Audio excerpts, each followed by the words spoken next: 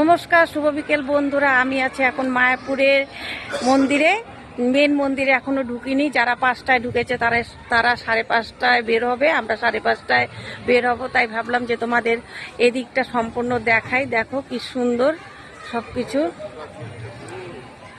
মন্দিরের চারপাশটা দেখো কত সুন্দর, দেখেছো?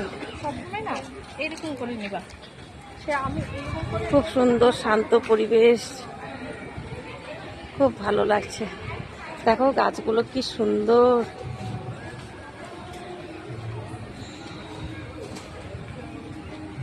এসে একদম মনটা শান্তি হয়ে গেল।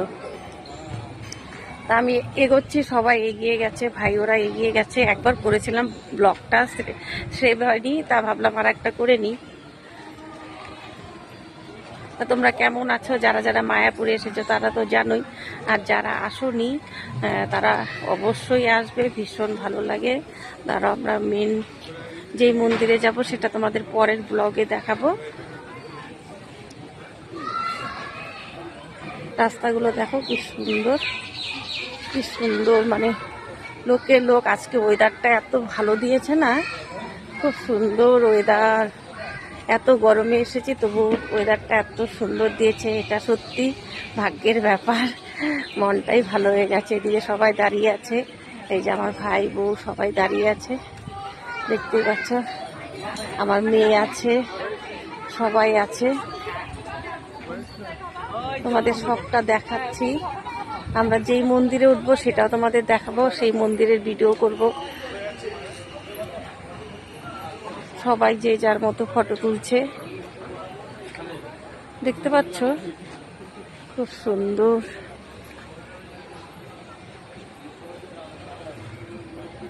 এদিকে গাছগুলো দেখো, ওই চশমাটা খুব সুন্দর।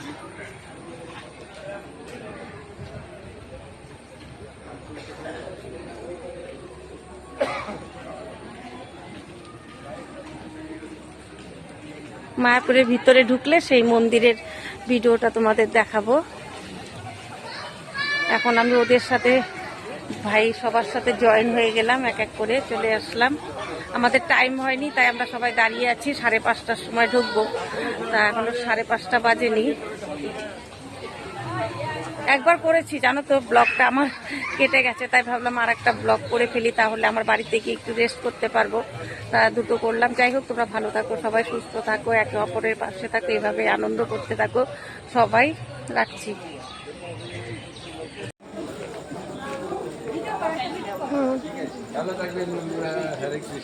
হরে কৃষ্ণ,